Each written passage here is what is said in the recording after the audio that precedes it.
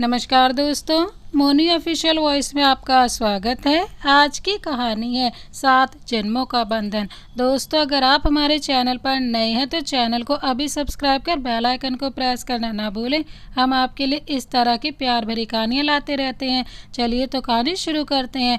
राहुल मेहरा शहर का मशहूर बिजनेसमैन, देखने में हैंडसम, स्टाइलिश, गोरा चिट्टा, अच्छी कद काठी का मालिक। उसे शादी नहीं करनी है, लेकिन परिस्थितियों के चलते और फैमिली प्रेशर में आकर उसे शादी करनी पड़ती है। कहानी की नायिका है प्रिया मल्होत्रा, मध्यम वर्गीय परिवार से ताल्लुक रखने वाली, दिखने में खूबसूरत, गोरी चमड़ी, नीली आंखें, गुलाबी होंठ, लंबे बाल उसकी खूबसूरती में चार चांद लगाते हैं। एक हाई क्लास लड़का और एक मध्यम वर्गीय परिवार की लड़की की है ये अनोखी कहानी। चलिए तो देखते हैं कहानी। डॉक्टर, आप जल्दी से घर आइए। देखिए, घर आकर दादी माँ को क्या हो रहा है, प्लीज जल्दी आइए। उधर से आवाज आती है, मिस्टर राहुल आप चिंता मत करिए, मैं कुछ ही पल में पहुंचने वाला हूं। एक गाड़ी तेजी से आकर लोहे के बड़े से गेट के सामने आकर रुकती है। लोहे के गेट के अंदर एक सुंदर सा बंगला बना हुआ है। बाहर बहुत बड़ा सुंदर गार्डन होता है, वहीं दूसरी साइड एक बड़ा सा स्विमिंग पूल होता है। अंदर एक दरवाजा खुलता है, दरवाजे पर एक शानदार कालीन बिछी है। ऊपर की ओर एक बड़ा सा झूमर लगा है जो घर की शोभा बढ़ाए हुए है। दरवाजे पर ही नौकरों की फौज खड़ी है। उनमें से एक नौकर आगे बढ़कर, जिसका नाम सुरेश है, आइए डॉक्टर साहब, उनका बैग हाथ में लेते हुए, मैं आपको बड़ी मालकिन के कमरे में ले चलता हूँ। डॉक्टर, देखिए ना, दादी माँ को क्या हुआ है। रिलैक्स मिस्टर मेहता, आपको अपनी दादी का पूरा ख्याल रखना है। मैं पूरा ख्याल रखता हूँ डॉक्टर जी। फिर भी नौकरों की पूरी फौज दादी माँ की सेवा के लिए है।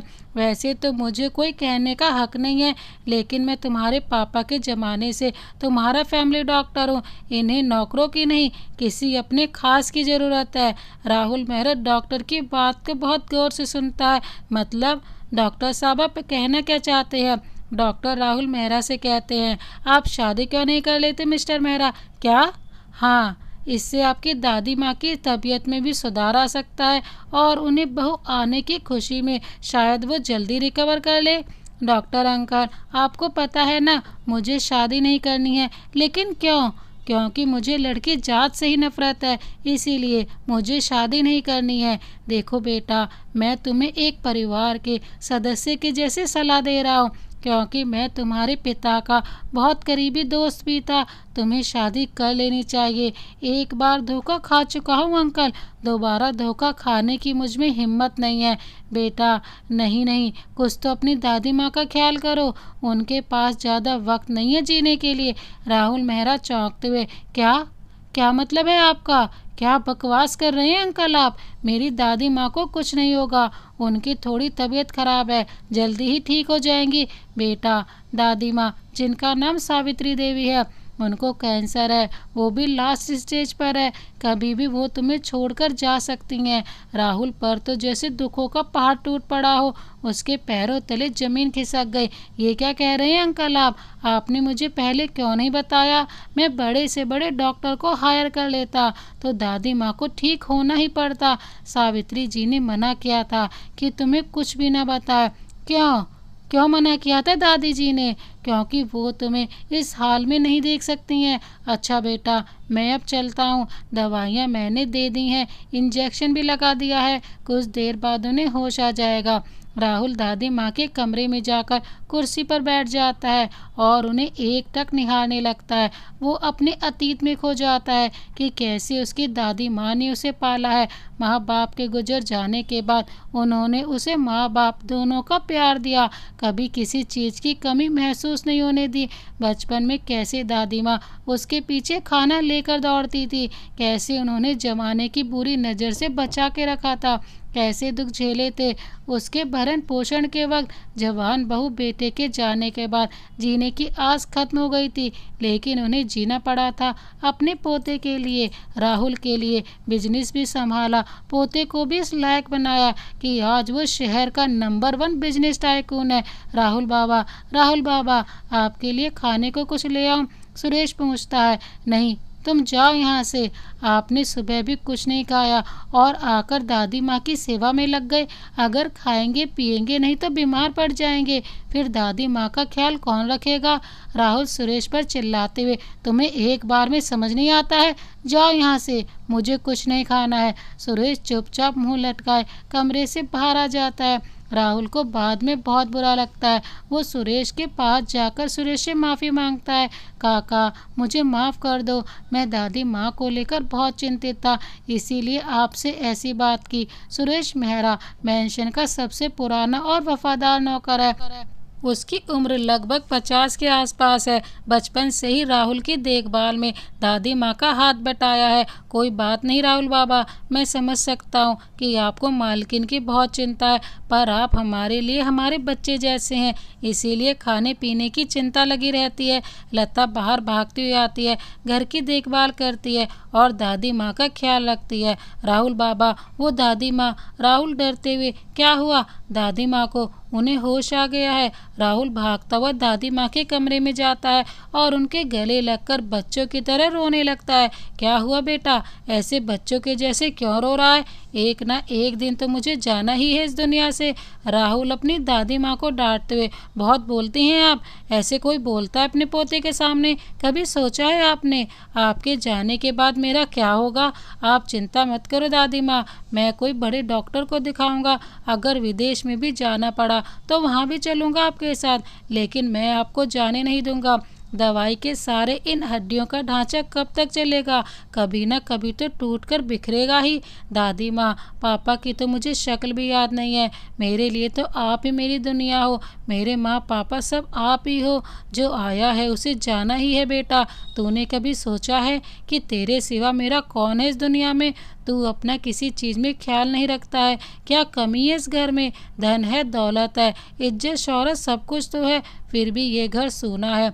मुझे तेरी बहुत फिक्र रहती है कि कल को मैं ना रहूं तो तेरा क्या होगा? सोचा है कभी? आपको क्या चाहिए दादी माँ, मैं आपको लाकर दूंगा, क्योंकि आपने मुझे इस लायक बनाया है।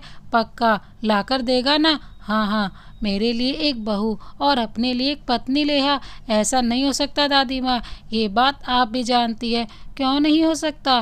क्योंकि मुझे लड़कियों औरत जात से नफरत है, इसीलिए ये संभव नहीं हो सकता। फिर तो तुझे मुझसे भी नफरत होगी, क्योंकि मैं भी एक औरत हूँ। घर में काम कर रही नौकरानियाँ, इनसे भी नफरत होगी। दादी माँ, मैं आपकी बात नहीं कर रहा, आप मेरी ज़िंदगी हो। रही बात घर में काम करने वाली लड़कियों की, उनसे मुझे नफरत क्यों होगी? वो गरीब हैं, पैसे की ज़रूरत थी तभी तो वो हमारे यहाँ काम कर रही हैं, मुझे उनसे नफरत क्यों होगी? अभी तूने ही तो बोला दादी, वो मैं, चलो छोड़ो, छोड़ दिया, पर मेरी एक बात कान खोलकर सुन ले। अगर तू मेरे लिए बहू नहीं लेकर आया तो मैं दवाई को, खाने को, किसी भी चीज़ को हाथ नहीं लगाऊंगी। जहाँ 6 महीने जीना होगा वहीं 6 दिन में चली जाऊंगी, फिर देख लेना तू। दादी माँ की बात सुनकर राहुल तेहस में आकर कमरे से चला जाता है। सुरेश काका, सुरेश काका, कहाँ हैं आप? आया मालिक। जी मालिक, बोलिए। दादी माँ की दवाई की और खाने पीने की जिम्मेदारी आपकी है। अगर उन्होंने नहीं खाया पिया तो आप अपना बोरिया बिस्तर बांधकर गांव निकल जाना। मालिक, इसमें मेरी क्या गलती है? मैंने आपको इन हाथों से पाला है। अगर आप मुझे निकाल देंगे तो मुझे कौन काम देगा इस उम्र में? मालिक, आप बड़ी मालकिन की बात मान क्यों नहीं लेते? फिर उनके जीवन का भरोसा ही क्या है? राहुल बड़ी बड़ी आंखों से घूरते हुए, आप इस घर के नौकर हैं, मालिक जैसे ऑर्डर देने की कोशिश ना करें। माफ़ करना मालिक, आपको मेरी बातों का बुरा लगा हो तो। राहुल वहाँ से अपने कमरे में चला जाता है। राहुल आज बहुत ही गुस्से में था, उसे समझ ही नहीं आ रहा था कि वो अब क्या करे। उसे तो अपनी दादी माँ की बात समझ ही नहीं आ रही थी। उधर सुरेश काका बड़बड़ाते हुए, इन बड़े लोगों के चक्कर में हमेशा हम छोटे लोगों को ही पिसना पड़ता है। एक को दवाई खानी नहीं है और दूसरे को खिलाने की जिद है, वो भी दूसरे के हाथ। दादी माँ, आप अपनी दवाई ले लीजिए, तभी तो आप ठीक हो पाएंगी, फिर जिद कर लेना शादी ब्याह की। लता कहती है। दादी माँ इमोशनल होती होती। तुझे क्या लगता है मैं जीना नहीं चाहती हूँ? मैं भी जीना चाहती हूँ, अपने पर पोते पोती के साथ खेलना चाहती हूँ। अगर कल को मैं ना रहूँ तो कोई तो होना चाहिए ना उसकी देखभाल के लिए। अगर खाना ना खाए तो कोई उसे जिद से खिलाए। अगर देर रात तक जाकर काम करे तो कोई उसे डांट कर सुलाए। मैं तो बस ये चाहती हूँ कि कोई ऐसी लड़की मेरे पोते की ज़िंदगी में आए कि उसकी पूरी ज़िंदगी संवर जाए। लेकिन वो नालायक है कि जिद पकड़ कर बैठा है कि शादी ही नहीं करनी। दादी माँ, आप उनको ये क्यों नहीं बताती हैं कि आप उनकी दादी माँ हैं? लेकिन वो कैसे? देखिए दादी माँ, मर्द कितना भी ताकतवर क्यों ना हो, लेकिन जिसे वो चाहता है उसको तकलीफ़ में देखकर हमेशा कमज़ोर हो ही जाता है। इसीलिए आप बस इसी चीज़ का फ़ायदा उठाइए। तुम मुझे मेरे पोते के खिलाफ़ भड़का रही है। नहीं दादी माँ, मैं तो बस ये कहना चाह रही हूँ कि आपके एक बार नाटक करने से क्या पता आपको आपकी बहू मिल जाए और आपके पोते को पत्नी। वैसे बात तो सही है तेरी। जब घी सीधी उंगली से ना निकले तो उंगली टेढ़ी कर लेनी चाहिए। अगली सुबह लता हड़बड़ी में राहुल के कमरे के दरवाजे को पीटती है। भैया, मैं अंदर आ जाऊं? आ जाओ, क्या काम है जो तुम्हें कमरे में आना पड़ा? उसकी ओर देखे बगैर ही कहता है। भैया, आप तैयार हो रहे हैं? हाँ, सिर्फ यही पूछने आई थी या और कोई काम था? वो दादी माँ, राहुल लता के कंधे को पकड़ते हुए। क्या हुआ दादी माँ को?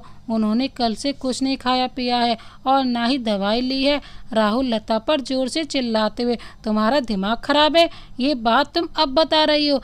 आवाज़ इतनी तेज थी कि घर के सारे नौकर एक जगह इकट्ठा हो जाते हैं। क्या हुआ मालिक, आप इस बेचारी को क्यों डांट रहे हो? सुरेश काका कहते हैं, मैंने आप लोगों को क्या कहा था कि दादी माँ का ख्याल रखना है? आप में से किसी से भी वो नहीं हुआ? हर महीने पैसे किस चीज़ के देता हूँ?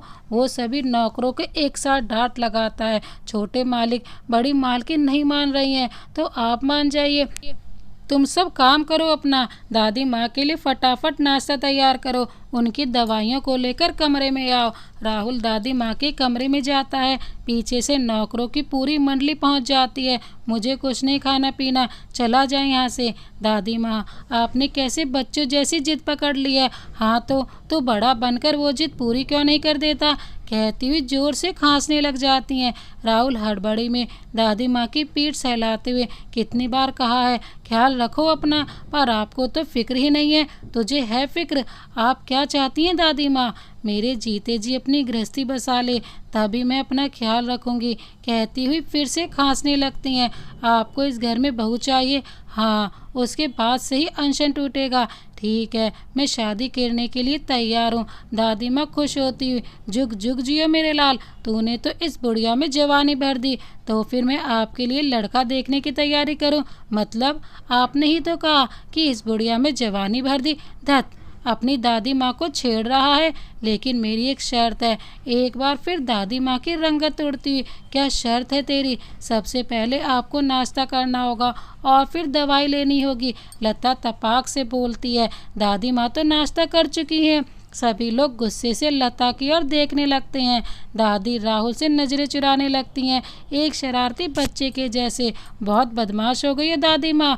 वो सब छोड़, अपनी बात पर अटल रहना ही एक मर्द की निशानी है। अभी तूने मुझसे वादा किया था कि तुम इस घर की बहू और अपनी पत्नी लेकर आएगा। हाँ दादी माँ, याद है। ईमानदारी मैंने आपसे ही सीखी है।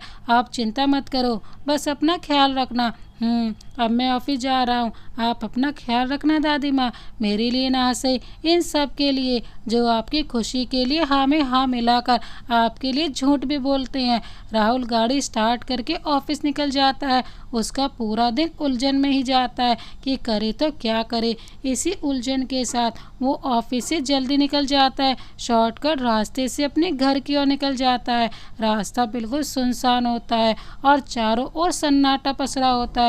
उस रास्ते पर राहुल को कुछ अजीब सा नजर आता है। वो उसे अनदेखा करके आगे बढ़ने लगता है। उसके कानों में आवाज़ आती है, प्लीज़ मुझे जाने दो, मैं आपका एक एक पैसा चुकता कर दूंगी, मुझे छोड़ दो प्लीज़, मुझे जाने दो। उसके बाद ही कुछ गुंडे उस लड़की को लगातार परेशान किए जा रहे थे। उसमें से एक गुंडा उस लड़की पर ऊपर से नीचे तक सरसरी निगाह डालते वक्त, पैसा तो हम वसूल कर लेंगे रानी, कहकर सभी गुंडे उस लड़की को जबरदस्ती पकड़कर गाड़ी में डालने लगते हैं। वो बहुत कोशिश करती है खुद को छुड़ाने की, लेकिन नाकामयाब रहती है। राहुल को ये सब बहुत अजीब लगता है। वो सोचने लगता है कि मैं इतना स्वार्थी तो नहीं कि एक लड़की की मदद ना कर सकूं। फिर मुझे दादी माँ ने कमज़ोर का सहारा बनना सिखाया है, ना कि किसी का तमाशा बनते देख मज़े लेना सिखाया है। अगर इस लड़की को कुछ भी हुआ तो इसका जिम्मेदार मैं भी हो सकता हूँ। प्लीज़ मुझे जाने दो, मैं आपकी एक एक पाई निपटा दूंगी। उन गुंडों के सामने गिड़गिड़ाने लगती है, फिर भी उन्हें रहम नहीं होता। राहुल फटाफट गाड़ी से उतरकर उन लोगों की ओर बढ़ता है। कौन हो तुम लोग? हम लोग जो भी हों, तू अपना रास्ता पकड़। उनमें से एक, अरे ये तो मेहरा ग्रुप ऑफ इंडस्ट्रीज़ का मालिक है। ओ बाबू, निकल जाओ यहाँ से, हमें इस लड़की से वसूली करनी है, इसलिए ये काम में पड़ने की ज़रूरत नहीं है। तुम जैसे बड़े लोगों को लड़की को छोड़ दो, मैं चला जाऊंगा यहाँ से। ये ज़्यादा सियान पट्टी नहीं, चल निकल यहाँ से, बंदूक को दिखाकर कहता है। राहुल एक मुस्कुराहट के साथ अपनी पैंट में लगी पिस्टल निकालकर हवाई फायरिंग करते हुए, ये कोई खिलौना नहीं है, अगली गोली तुम्हारे सीने पर होगी। ये बात सुनते वो गुंडे वहाँ से भाग निकलते हैं और लड़की को वहीं छोड़ देते हैं। राहुल वापस अपनी गाड़ी की ओर मुड़ता है, तभी पीछे से उस लड़की की आवाज़ आती है, थैंक्स मेरी मदद करने के लिए। राहुल पीछे मुड़कर देखता है और लगभग उस लड़की पर चिल्लाते हुए, तुम्हारा दिमाग खराब है जो इस सुनसान रास्ते पर भटक रही हो? अगर वो लोग तुम्हें मार डालते तो? वो लड़की कुछ ना बोलकर अपनी नज़रों को इधर उधर घुमाने लगी। अब क्या हुआ है? अगर वो लोग मुझे मार डालते तो बहुत अच्छा होता, लेकिन उन्हें मुझसे पैसे वसूलने हैं। मतलब कैसे पैसे वसूलने हैं? मेरा सौदा करके मुझे बेचना चाहते हैं, इसीलिए ये लोग मुझे ज़बरदस्ती उठाकर यहाँ लाए थे, क्योंकि मुझे उनकी मोटी रकम लौटानी थी जो मैं नहीं लौटा सकी। कहती हूँ इसकी आंखों से आंसू बहने लगे। राहुल को धोखा खाने के बाद पहली बार किसी लड़की की आंखों में सच्चाई दिखी थी। पतली लंबी गोरी चिट्टी, बड़ी बड़ी नीली आंखें, उसमें आंसू भरे। भीगी आंखें उसकी खूबसूरती को और बढ़ा रही थी। दुपट्टे से जब आंसू पहुँचती तो उसके कान की बालियाँ उसके गालों को चूमती हैं। रोना बंद करो, पहले पूरी बात बताओ, शायद मैं तुम्हारी मदद कर सकूं। ये लोग जो मुझे यहाँ लेकर आए थे, मेरे पापा ने इन लोगों से पैसे लिए थे क्योंकि उन्हें शराब और जुए की लत लगी थी। हाँ तो तुम्हें क्यों लेकर आए? तुम्हारे पापा को लेकर आना चाहिए था ना। मेरे पापा भी इस दुनिया में ही नहीं है। जिस सेठ से पैसे उठाए थे उनकी गंदी नीयत मुझ पर है, इसीलिए ये लोग मुझे जबरन उठा कर ले जा रहे थे। आपने मेरी मदद की, इसके लिए थैंक यू सो मच, कहकर वो लड़की जाने लगती है। राहुल अपनी गाड़ी की ओर मुड़ जाता है, फिर कुछ सोच समझकर पीछे मुड़कर उस लड़की को आवाज़ देता है, सुनो मैं। हाँ तुम, क्या मेरा एक काम करोगी? कैसा काम? क्या काम करना है? मैं तुम्हारी मदद कर सकता हूँ। अगर तुम मेरी मदद करो तो मेरे पास आपकी मदद के लिए कुछ भी नहीं है। तुम खुद तो हो। वो लड़की सकपकाती हुई, आपके कहने का मतलब क्या है? मैं क्या आपको कोई ऐसी वैसी लड़की लगती हूँ जो आपने मेरी मदद की तो मैं आपके लिए कुछ भी कर दूं? आप होंगे रईस, लेकिन मैं बिकाऊ नहीं हूँ, समझे आप? राहुल अपने माथे पर हाथ मारते हुए गोल घूमकर सामने आता है। ओ पागल लड़की, ज़्यादा डर्टी माइंड लगाने की ज़रूरत नहीं है। तुम्हें पैसों की ज़रूरत है? हाँ है, और मुझे पत्नी की। अगर तुम मेरी बात मान जाती हो तो तुम्हें ये गुंडे कभी परेशान नहीं कर सकते हैं और ना ही तुम्हें सेठ से डरने की ज़रूरत होगी। लता, हाँ दादी माँ, ज़रा मेरी बात सुन। जी दादी माँ बोलिए। ये राहुल मेरी बात मानेगा ना? कहीं अपनी बात से मुकर तो नहीं जाएगा? अरे दादी माँ, आप चिंता क्यों करती हैं? राहुल भैया ने आपसे वादा किया है तो वो ज़रूर पूरा करेंगे। एक तो तेरे कारण मेरी चोरी पकड़ी गई। अरे बड़ी मालकिन, आप चिंता न करिए, राहुल बाबा आपसे बहुत प्यार करते हैं और आपको कभी उदास नहीं देख सकते हैं, इसलिए आप चिंता मुक्त रहिए। सुरेश कहता है। सभी नौकर एकजुट होकर उसकी हाँ में हाँ मिलाते हैं। भगवान ऐसा ही करे, मेरे पोते को सद्बुद्धि दे। वहीं दूसरी ओर राहुल उस लड़की से बोलता है, अगर तुम मुझसे शादी करती हो तो मैं तुम्हें इसके बदले मोटी रकम देने को तैयार हूँ, लेकिन आपको मुझसे शादी क्यों करनी है? आपको तो कोई भी मिल जाएगी। आप एक बिजनेस टाइकून हैं, फिर दिखने में भी अच्छे खासे हैं। फिर मुझ जैसी साधारण लड़की से शादी करके आपको क्या मिलेगा? मुझे तुमसे कुछ दिनों के लिए शादी करनी है, कॉन्ट्रैक्ट मैरिज। मतलब वो लड़की हैरानी से राहुल अपनी दादी माँ की बीमारी और जिद के बारे में बता देता है। हाँ कहती हो तो इसके बदले में तुम्हारा सारा कर्जा चुकता कर दूंगा। जब कॉन्ट्रैक्ट पूरा हो जाएगा तब तो आप अपने पैसे वापस लेंगे ना? नहीं, इतनी बड़ी रकम आप मुझ पर ऐसे ही छोड़ देंगे? हाँ सॉरी बट मैं आपसे शादी करने के लिए तैयार नहीं हूँ। लेकिन क्यों? क्योंकि शादी करना मेरे लिए एक खूबसूरत सपना है और मैं इस सपने का मजाक नहीं बना सकती हूँ। राहुल के हाथ में निराशा लगती है। वो अपना विजिटिंग कार्ड देते हुए, अगर तुम्हारा मन बदल जाए तो इस नंबर पर कॉल कर लेना, कहते हुए अपना कार्ड उसके हाथ पर रख देता है। वो लड़की वहाँ से निकल जाती है और राहुल अपने घर की ओर निकल जाता है। अब कैसी तबीयत है आपकी दादी माँ? दवाई ली है ना आपने? चला जाए यहाँ से, मुझे तुझसे बात नहीं करनी है। लेकिन क्यों दादी माँ, अब मैंने ऐसा क्या कर दिया? अब क्या हुआ है दादी माँ? एक ही तो चीज़ मांगती हूँ तुझसे, वो भी तुझे दी नहीं जाती और पूछता है तबीयत कैसी है? अरे दादी माँ आप चिंता छोड़ दो, जल्दी इस घर में आपकी बहू आ जाएगी। तो सच बोल रहा है ना? हाँ दादी माँ मैं सच बोल रहा हूँ। ये वादा रहा आपसे राहुल मेहरा का, इस घर में जल्द से जल्द आपकी बहू आने वाली है। दादी माँ की आंखों में आंसू आ जाते हैं। राहुल दादी को गले लगाकर उनके माथे को चुंबन करते हुए, अले मेला बच्चा लो क्यों लाए, बहू नहीं चाहिए मेरे बाबू को? दादी माँ आंसू पोंछकर मुस्कुराती हुई, हट बदमाश, अपनी ही दादी माँ को छेड़ता है। वहाँ खड़े सभी नौकर भी दादी माँ के साथ हंस देते हैं। राहुल का फ़ोन घनघना उठता है। वो फ़ोन लेकर बाहर आते हुए, मैं बस 1 मिनट में आए दादी माँ। वैसे कुछ भी कहो दादी माँ, राहुल भैया आपसे प्यार बहुत करते हैं। दादी माँ खुद से इतराती हुई, मैं हूँ ही इतनी प्यारी, तभी तो वो मुझसे प्यार करता है। दादी की बात सुन लता हंसने लगती है। चला जाए यहाँ से, बहुत काम करना है, कल को घर में बहू आने वाली है, उनका स्वागत क्या रूखा रूखा करना है। लता तपाक से, दादी माँ आप तो ऐसे बोल रही हो जैसे राहुल भैया कल ही दुल्हन ले आएंगे, और नहीं तो क्या 10-20 वर्ष लगाएगा मेरा पोता। जब देखो तब मेरे पोते को लेकर मेरी टांग खींचती रहती है। हेलो कौन? मैं प्रिया। कौन प्रिया? आप राहुल मेहरा जी बोल रहे हैं ना? हाँ, लेकिन आप कौन बोल रही हैं? मैं वही लड़की बोल रही हूँ जिसकी आपने आज रास्ते में हेल्प की थी। हाँ बोलो, मुझसे क्या काम है? सर मुझे आपसे मिलना है। मुझसे क्या काम है? मुझसे क्या मिलना चाहती हो? सर मुझे आपकी डील मंजूर है, उसी सिलसिले में आपसे मिलना है। ठीक है, कल हम कॉफ़ी शॉप पर मिलते हैं ठीक 5 बजे। मुझे लेट लतीफ़ पसंद नहीं है, ठीक समय पर पहुंच जाना। सर मैं 4 बजे ही पहुंच जाऊंगी। लगता है दादी माँ आपकी होने वाली बहू से बात कर रहे हैं भैया। भैया जी शरारती अंदाज में लता दादी माँ से कहती है, चुप कर पगली, अगर उसने सुन लिया तो फिर तेरी खैर नहीं। राहुल दोनों की बात सुन लेता है। ये देख लता सकपका जाती है। माफ़ करना भैया, अपनी दोनों मुट्ठियों को कसकर भींचती हुई कहती है, बेटा तू इसकी बात का बुरा मत मानना, बच्ची है। राहुल लता की ओर देखकर, बच्ची ही तो है। लता अपनी नज़र ज़मीन पर गड़ाए खड़ी रहती है। मैंने भी तो यही कहा है कि बच्ची ही तो है, इतनी शरारत करना तो बनता है। लता राहुल की ओर देखने लगती है। राहुल उसे देख कर जाता है। तूने तो डरा ही दिया था बेचारी को।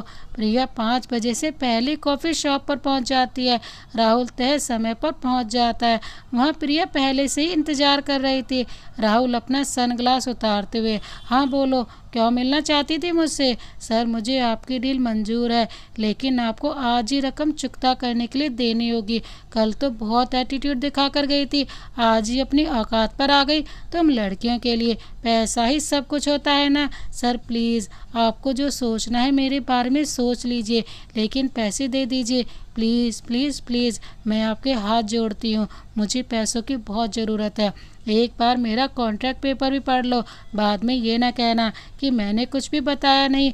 मुझे कुछ नहीं पढ़ना, बस मुझे पैसे दे दो प्लीज़ सर। मेरा कॉन्ट्रैक्ट पेपर के हिसाब से तुम्हारा मेरी संपत्ति पर, मेरे घर परिवार, बिजनेस पर कोई भी हक नहीं होगा, और ना ही कॉन्ट्रैक्ट ख़त्म होने के बाद मेरे घर में रह सकती हो। अगर मंजूर हो तो ही कॉन्ट्रैक्ट पेपर पर साइन करना, वरना और भी लड़कियां इस डील के लिए, क्योंकि लड़कियां सिर्फ पैसों पर ही मरती है। मैं साइन करने के लिए तैयार हूँ, कहते हुए उसकी आंखें छलक आती हैं। ठीक है, कल तुम्हें पैसे मिल जाएंगे। नहीं सर, मुझे आज और अभी पैसे चाहिए। कल तुम मुझसे पहले शादी करोगी, उसके बाद ही मैं तुम्हें पैसे दूंगा, क्योंकि मुझे किसी भी बात पर विश्वास नहीं है, पैसों के मामले में, और लड़कियों पर तो बिल्कुल भी नहीं। आज के लिए आप मुझे अपने पास गिरवी रख लो सर, लेकिन मुझे पैसे दे दो प्लीज़, क्योंकि मुझे पैसों की सख्त ज़रूरत है। राहुल नाराज़गी जाहिर करते हुए, तुमने क्या मुझे राह चलता लड़का समझ रखा है, जिसकी लड़कियां कमज़ोरी हों, और इसके चलते मैं तुम्हें अपने पास गिरवी रख लूँ? कैसी बात कर रही हो तुम? सर प्लीज़, आप मुझे गलत मत समझना, लेकिन ये पैसे मेरे लिए बहुत ज़रूरी है, क्योंकि मुझे इन पैसों से किसी अपने की ज़िंदगी बचानी है। राहुल ये सुनते ही चौंका। क्या? किसकी ज़िंदगी बचानी है? सर, कल आपने मुझे रास्ते में से तो बचा लिया था, लेकिन मैं घर में अपने भाई बहन को नहीं बचा पाई। मतलब किससे नहीं बचा पाई? वो गुंडे कल मेरे घर आकर मेरे दोनों छोटे बहन भाई को उठा कर ले गए। अगर आज रात मैंने उन्हें पैसे नहीं दिए तो वे मेरे दोनों भाई बहन को जान से मार देंगे। कहते हुए उसकी आंखों से आंसू बहने लगते हैं। तुम रो मत प्लीज़, ये बताओ कितने पैसे चाहिए? मुझे 10 लाख रुपए चाहिए। राहुल चौंकते हुए, 10 लाख का कर्ज है तुम पर चुकाने के लिए? नहीं सर, 12 लाख का कर्ज है। फिर 2 लाख का क्या? सर, 2 लाख मेरे पास हैं, मुझे सिर्फ 10 लाख चाहिए। राहुल अपने मन में सोचते हुए, चाहती तो ये लड़की मुझसे ज़्यादा पैसे भी ऐड सकती थी, लेकिन इसने अपनी ज़रूरत के अनुसार 10 लाख ही मांगे हैं। शायद ये सच बोल रही है। सर, कहाँ खो गए आप? अगर पैसे ना देना हो तो मैं चलूँ, क्योंकि वक्त मेरे हाथ से रेत के जैसे फिसलता चला जा रहा है। तुम मुझे इतनी अकड़ दिखा रही हो। अगर मैंने ये डील कैंसिल कर दी तो तुम क्या करोगी? सर, मैं खुद को उनके हवाले कर दूंगी, लेकिन अपने भाई बहन को बचा के रहूंगी। अगर उन्हें कुछ हो गया तो मैं खुद को कभी माफ़ नहीं कर पाऊंगी। अपनी आंखों को साफ करती हुई कहती है। इस बात से राहुल काफ़ी छिप जाता है और अपने सनग्लास उठाकर पहन लेता है। अपने घर का पता दे दो, मैं 1 घंटे में ही पैसे भिजवा दूंगा। अगर उसके बाद भी वो आदमी तुम्हें और तुम्हारी फैमिली को परेशान करेगा तो उसकी ज़िंदगी का आखिरी दिन होगा। ये राहुल मेहरा का वादा रहा तुमसे। कल शाम 4 बजे मंदिर पहुंच जाना अपनी फैमिली के साथ। मैं वहीं तुम्हारा इंतज़ार करूंगा, क्योंकि कल ही हमारी शादी है। प्रिया हाँ में सिर हिला देती है। राहुल वहां से चला जाता है। राहुल अपनी दादी माँ से, कल दोपहर को अच्छी तरह से तैयार हो जाना दादी माँ, और फिर पहाड़ी वाले मंदिर पहुंच जाना सब लोगों के साथ में। लेकिन क्यों बेटा? लता, मेरे लिए 1 गिलास पानी लेकर आओ। लाती हूँ भैया। लता पानी लेकर आ जाती है। लता, तुम्हें एक काम करना है। जी भैया, बोलिए। हो जाएगा। कल तुम दादी माँ और नौकरों के साथ पहाड़ी वाले मंदिर पहुँच जाना। कल मेरी शादी है। दादी और लता दोनों एक साथ बोलते हैं। क्या? हाँ दादी माँ, आप चौंकिए मत। कल आपके पोते की शादी है। आपकी बहू आपके घर आने वाली है। लेकिन बेटा, इतनी जल्दी कैसे होगा सब? हल्दी, मेहंदी, संगीत, फिर रिश्ते नातीदारी को भी पूछना है। इतनी जल्दी कैसे होगा? हाँ भैया, दादी माँ ठीक कह रही हैं। शादी ब्याह रोज़ रोज़ थोड़ी होता है। सबको बुलाएंगे तभी अच्छा लगेगा। राहुल लता की ओर देखने लगता है। तभी लता नज़रें नीचे करके, माफ़ करना भैया, वो मैं कुछ ज़्यादा बोल गई। मुझे मेरी शादी में सिर्फ मेरे अपने चाहिए, जो आप सब लोग हो। लेकिन बेटा, लोग क्या कहेंगे? मैं अपने पोते की शादी अपनी पसंद की लड़की से धूमधाम से करना चाहती हूँ, लेकिन ये सब अब दादी माँ, डिसाइड आपको करना है कि बहू घर लाना है या रिश्तेदारों को बुलाना है। ठीक है, जैसी तेरी मर्जी। भैया, आप बुरा मत मानना, लेकिन सब कुछ फीका फीका नहीं लगेगा जब धूमधाम नहीं होगी। करेंगे ना धूमधाम से शादी। लो दादी माँ, भैया मान गए। आप खामखा चिंता कर रही थी। सच बोल रहा है ना? हाँ, अपनी लता की शादी में सब कुछ अच्छे से करेंगे। सभी रिश्ते नातेदारों को बुलाना, खूब मनमर्जी की धूमधाम करना अपनी शादी में। अपनी शादी की बात सुन लता शर्मा जाती है और वहाँ से चली जाती है। अगले दिन राहुल अपनी दादी माँ और नौकरों की टोली के साथ मंदिर पहुँच जाता है। उधर से प्रिया अपने भाई बहन और मम्मी के साथ पहुँच जाती है। दोनों परिवार एक दूसरे से मिलते हैं। माँ जी, मैं अपने रिश्तेदारों को बुलाना चाहती थी, लेकिन प्रिया ने मना कर दिया। उसे आज ही शादी करनी थी। बुलाना तो मैं भी चाहती थी बेटा, पर बच्चों के आगे हम बड़ों की एक ना चली। भगवान जी के सामने पंडित जी के द्वारा दोनों परिवार की सहमति से राहुल प्रिया का विवाह संपन्न हो गया। प्रिया के घर वाले उसकी विदाई करके मंदिर चले जाते हैं। राहुल सबके साथ प्रिया को लेकर घर आ जाता है। जब प्रिया का गृह प्रवेश कराया गया तो वो मेहरा मैंशन को देखती ही रह गई। एक राजभवन जैसा भव्य बंगलो उसने आज तक नहीं देखा था। ऐसे क्या देख रही हो घर को? यहाँ कुछ ही दिन की मेहमान हो, इसलिए ज़्यादा सपने मत सजोने लगना, धीरे से राहुल प्रिया के कान में कहता है। प्रिया कुछ न बोलकर चुपचाप खड़ी रही। आओ बेटा, कलश को दाहिने पैर से गिराकर आलता की थाली में पैर रखकर अपनी पैरों की छाप छोड़ती घर में प्रवेश करो, दादी माँ प्रिया से कहती हैं। प्रिया वैसे ही प्रवेश करती है जैसी दादी माँ कहती हैं। दादी, आप बहुत थक चुकी हो, अब आपको आराम कर लेनी चाहिए, नहीं तो आपकी तबीयत बिगड़ जाएगी। तबीयत बिगड़े मेरी दुश्मन की, मैं तो बिल्कुल ठीक हूँ। आराम करने की तुम दोनों को ज़रूरत है, मुझे नहीं। जाओ बेटा, कमरे में आराम जाकर करो, तुम थक गई होगी। लता जब बहू को उसके कमरे में छोड़कर आ।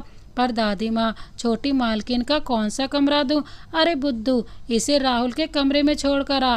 पर मेरे कमरे में क्यों दादी माँ? घर में और भी तो कमरे हैं, तू अभी तक गई नहीं। जी दादी माँ, जा रही हूँ। आइए छोटी मालकिन, कहकर वहाँ से चली जाती है। देख बेटा, अब बहू का तेरी हर चीज़ पर बराबर का हक है, इसीलिए तू उसे उसके हक से वंचित नहीं रख सकता है। पूरा कमरा फूलों से सजा होता है। एक सुगंधित भीनी भीनी सी खुशबू पूरे कमरे को महका रही होती है। आइए छोटी मालकिन, ये आपका कमरा है, आप यहाँ आराम करिए, मैं चलती हूँ। अगर किसी चीज़ की ज़रूरत पड़े तो मुझे आवाज़ लगाना, मेरा नाम लता है। वो वहीं बेड पर सिमट कर बैठ जाती है। जब राहुल अपने कमरे में आता है तो उसे बड़ी झिझक होती है अपने ही कमरे में आने की। राहुल को देख प्रिया बेड से उठकर खड़ी हो जाती है।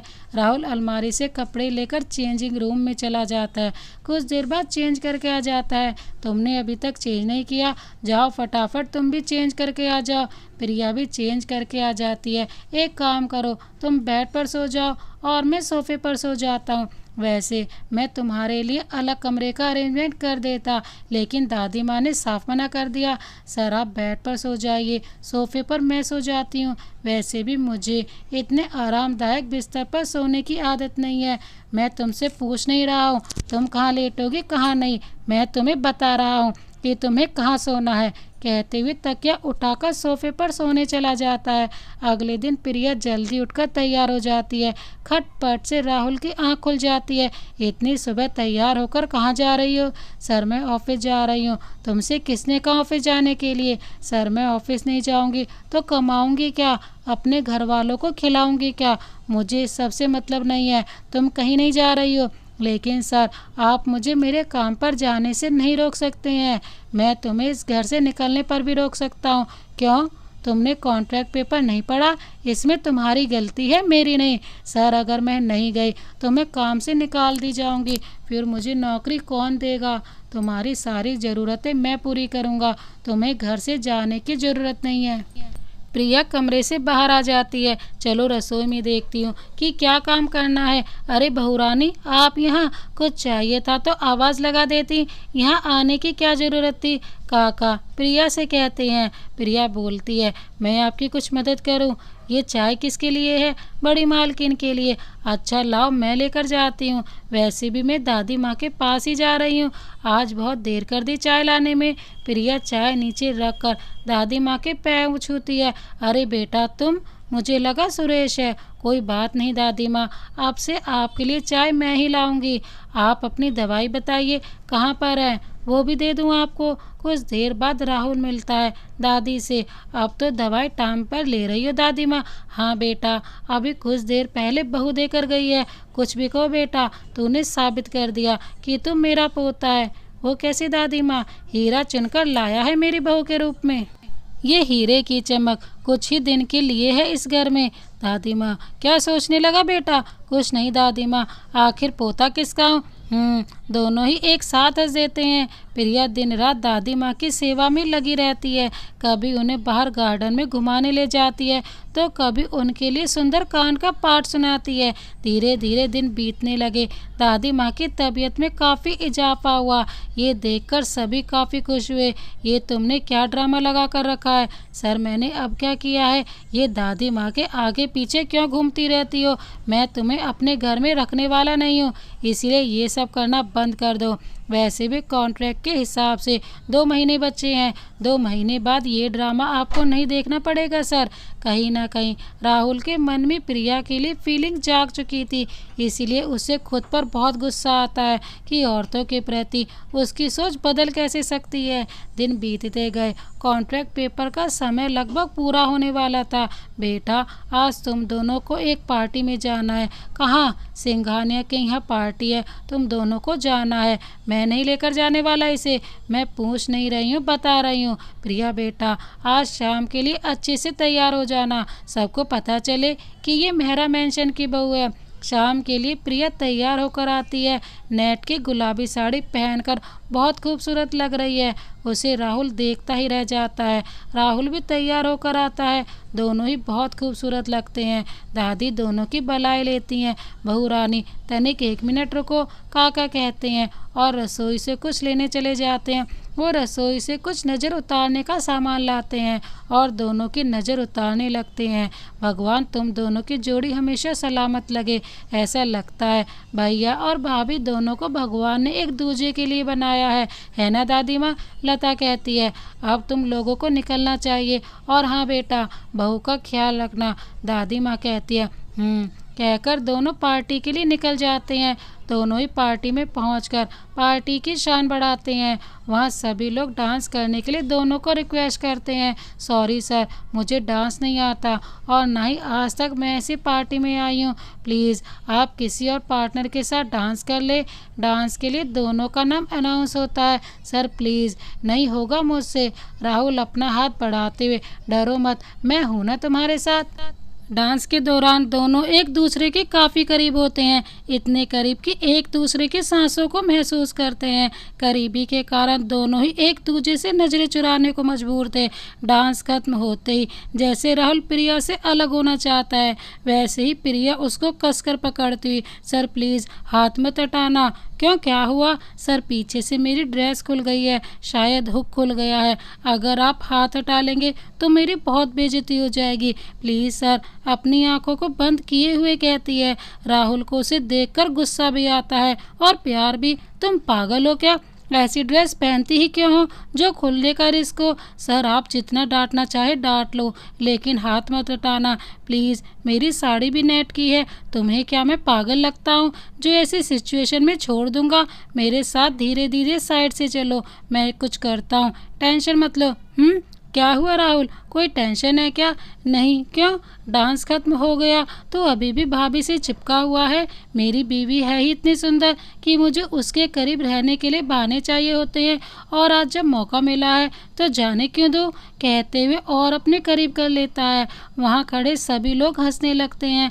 राहुल प्रिया के कान में बुदबुदाकर, प्लीज़ मेरी बात का बुरा मत मानना। वो मौका देखते प्रिया को वॉशरूम लेकर चला जाता है। तुम फटाफट से ठीक कर लो, मैं बाहर इंतजार कर रहा हूँ। प्रिया शीशे में अपनी बैक साइड देखती है। हुक लगाने की कोशिश करती है लेकिन हुक टूट कर गिर जाता है। वो सेफ्टी पिन लगाने की कोशिश करती है पर वो उसकी पीठ पर चुभ जाता है। कितनी देर लगाओगी, जल्दी कर लो। सर 1 मिनट, आप अंदर आ सकते हैं, मुझे आपकी हेल्प चाहिए प्लीज़ सर। हाँ बोलो। ये सेफ्टी पिन लगा दो सर, मुझसे लग नहीं रहा है। राहुल नाराज़गी जाहिर करते हुए, कैसे लगता है, मुझे नहीं आता लगाना। प्रिया अपनी साड़ी पर लगा कर दिखाती है। लाओ, कोशिश करता हूँ। प्रिया पीठ करके खड़ी हो जाती है। उसकी खुली पीठ देखकर राहुल झिझक जाता है। सेफ्टी पिन लगाते वक्त उसके हाथ कांपने लगते हैं। उसकी उंगलियों की छुअन से प्रिया सिसक उठती है। देखो मैंने लगा दिया है, अगर ये खुल जाए तो हैंडल कर लेना। एक काम करो, तुम मेरी जैकेट पहन लो, इससे तुम कंफर्ट फील करोगी। राहुल प्रिया दोनों पार्टी से बाहर आते हैं। थैंक यू सर, आज आपने मेरी बहुत बड़ी हेल्प की।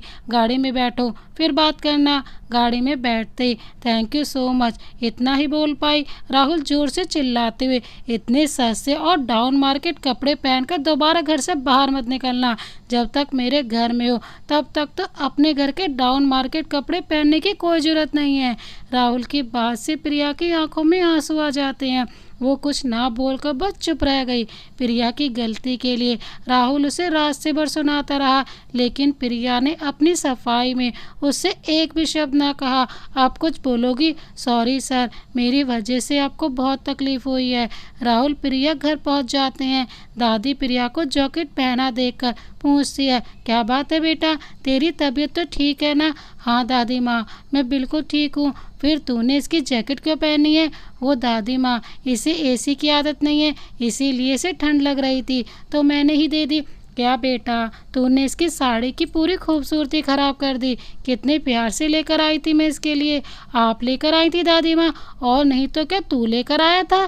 क्यों, इसमें भी कोई दिक्कत है क्या तुझे? अरे नहीं दादी माँ, वहाँ सब इसके साड़ी की बहुत तारीफ कर रहे थे। प्रिया कमरे में जाकर चेंज करके लेट जाती है। राहुल खुद की बातों से बहुत शर्मिंदा होता है। उसकी हिम्मत नहीं होती है कमरे में जाने की।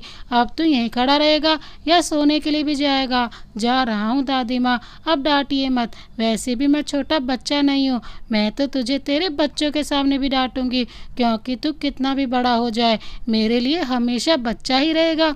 राहुल कमरे में जाकर चेंज करके लेट जाता है। उसे नींद आ जाती है। वो प्रिया को आवाज़ देते हुए, सो गई क्या? नहीं सर, कोई काम था। सॉरी, मैंने गुस्से में तुम्हें कुछ ज़्यादा ही बोल दिया। इट्स ओके सर, तुम्हें बताना चाहिए था कि वो कपड़े तुम्हें दादी माँ ने गिफ्ट किए हैं।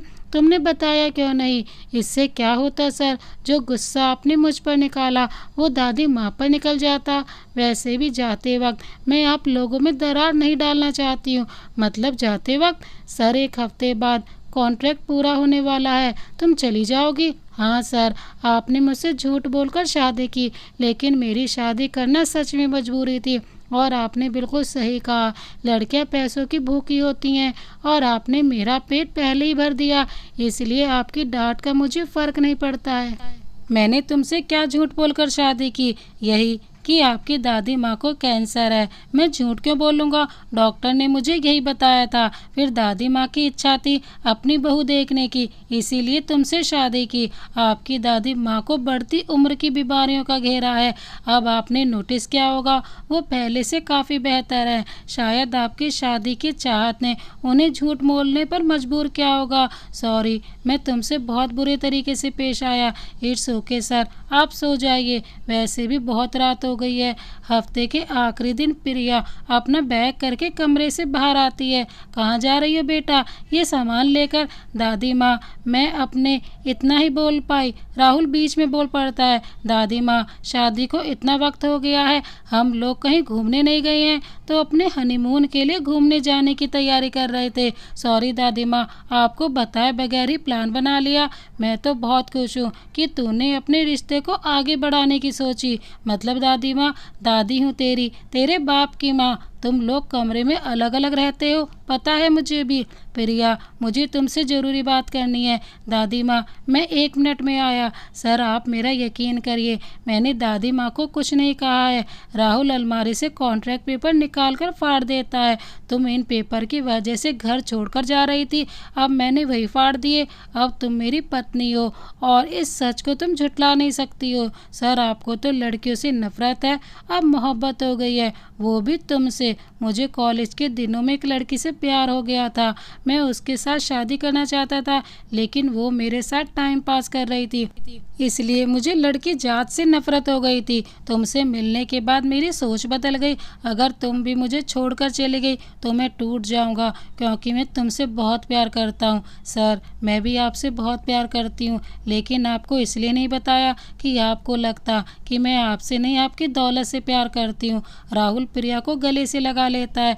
दादी माँ राहुल को आवाज़ लगाती है, बेटा मुझे तुझसे ज़रूरी बात बतानी है, एक बात मैंने भी छुपाई है तुझसे। राहुल प्रिया एक दूसरे को देखकर हंसने लगते हैं। क्या हुआ? हमें पता है दादी माँ, प्रिया ने मुझे बता दिया है। मुझे माफ़ कर दे बेटा। आप माफ़ी मत मांगिए, आपकी वजह से मुझे प्रिया मिली है। अगर आप जिद ना करती तो शायद मुझे मेरा प्यार कभी नहीं मिलता। रात को जब राहुल कमरे में जाता है तभी प्रिया सोने का नाटक करने लगती है। राहुल सोफे से तकिया उठाकर बेड पर डाल देता है। अब जब हम दोनों एक हो गए हैं तो बेचारे सोफे को क्यों तकलीफ दी जाए। राहुल की बात सुनकर प्रिया को हंसी आ जाती है। थोड़ी हंसी खुशी के बाद कमरे में गहरी सांसों की आवाज़ें गूंजने लगती हैं। राहुल प्रिया हमेशा हमेशा के लिए एक हो जाते हैं। तो दोस्तों, इस प्यार भरी कहानी को अंत तक देखने के लिए आपका बहुत बहुत धन्यवाद। इसी तरह की प्यार भरी कहानियाँ देखने के लिए हमारे चैनल को अभी सब्सक्राइब कर बेल आइकन को प्रेस करना ना भूलें। मिलते हैं एक और नई प्यार भरी कहानी के साथ, तब तक के लिए जय हिंद, वंदे मातरम।